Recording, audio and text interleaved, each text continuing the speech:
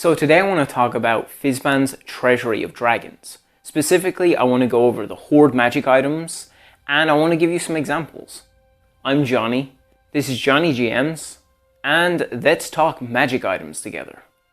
So according to Fizban's, when you steep a magical item within a dragon's hoard, it begins to take on those magical properties.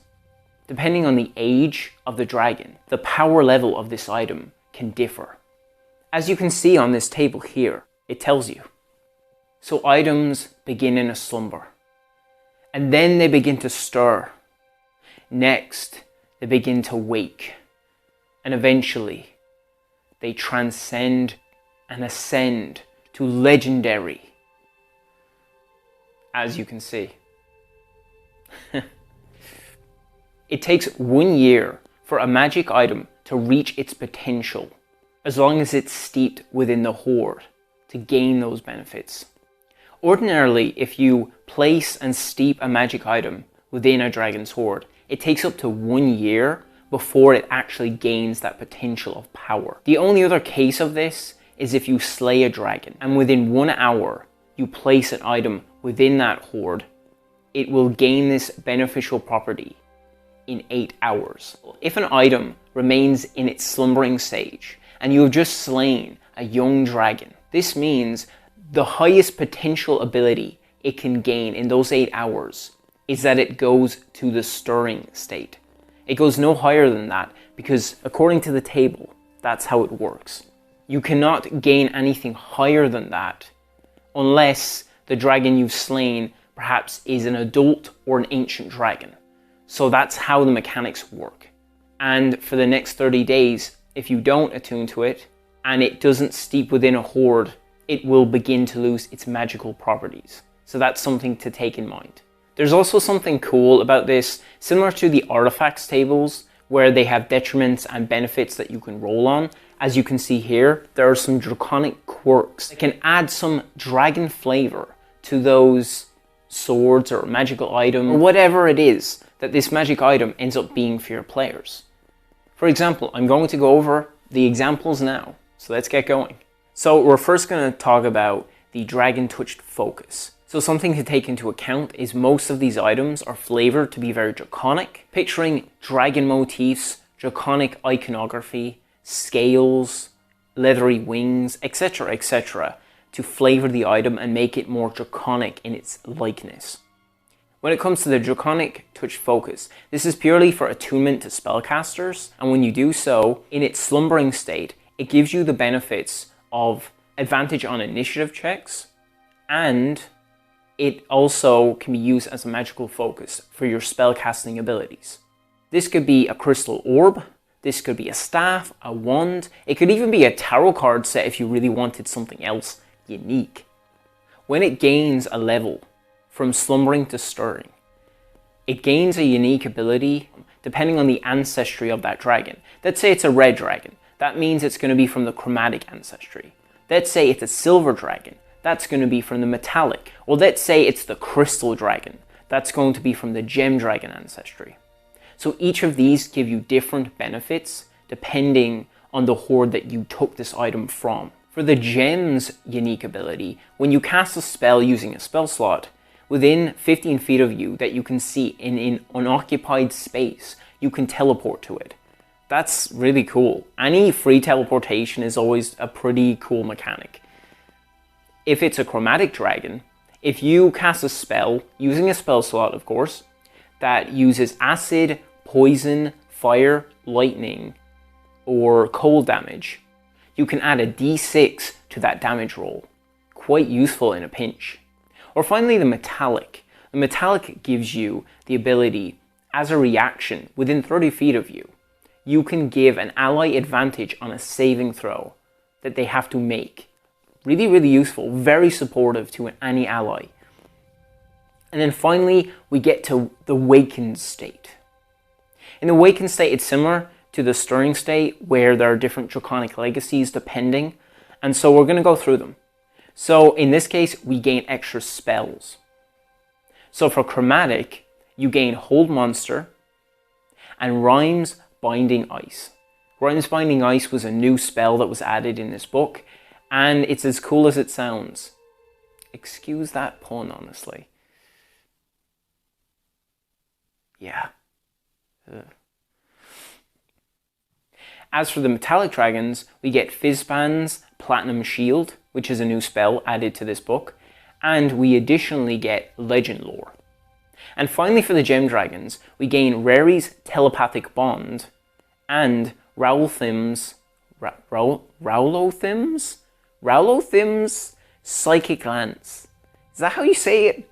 I hope that's how you say it. Yeah. And finally, we get to the Ascendant stage of this magical item. If you cast a first or higher level spell, using a slot of course, you can instead cast it in a 9th level spell slot. Absolutely incredible, honestly. Now we're going to go on to the Dragon Wrath weapon. In this case, this can be any weapon of your choice, which is a great idea. Instead of giving it a sword, you know, for the 100th time, now it can be any item you want. And that's something I really like about these items, was they were very generic about them, and so you can kind of just slap bang on whatever you want to them. So it's kind of cool. So the Dragon's Wrath weapon, when you roll a 20 on your d20 die, and an enemy is adjacent to 5 feet of that enemy that you're attacking, they deal 5 damage, depends on the dragon to which you took the item from. If it was a white dragon, it would be cold damage. If it was a topaz dragon, it would be necrotic damage. And if it was a green dragon, it would be poison damage, for instance. When it becomes stirring, it becomes a +1 weapon, and it deals an extra 1d6 of that damage type, as I had mentioned before. When it becomes wakened, it becomes a +2 weapon, and it increases to a 2d6 of that damage. And including, as an action, with a 30-foot cone, you can exhale that damage type like a Draconic Breath weapon. Very, very cool. It deals 8d6 of that type of damage. On a success, half. The saving throw for this is a DC 16 dexterity saving throw. Very, very cool. When it transcends to its Ascendant level, it becomes a +3 weapon. It deals 3d6 extra damage, depending on the type of dragon, of course. And the radius of your cone becomes 60 foot. Absolutely insane. And it's 12d6 of the damage. And the DC increases from 16 to 18. Absolutely phenomenal. Just, I can imagine fighting in a massive army and then suddenly breathing radiance, breathing fire upon your enemies. Absolutely insane. Such a cool item. So next we get onto the Scale Ornament. This item can be jewelry or clothing or a cloak or whatever you like. When it slumbers, it gives you advantage on charm and frightening effects. When it gains a level and becomes stirring, you become immune to those effects. And within 30 feet of you, you can give advantage to an ally who is targeted by these effects. You also gain +1 to AC. Absolutely marvelous. And when it becomes wakened, it gives you resistance to the damage type of that dragon.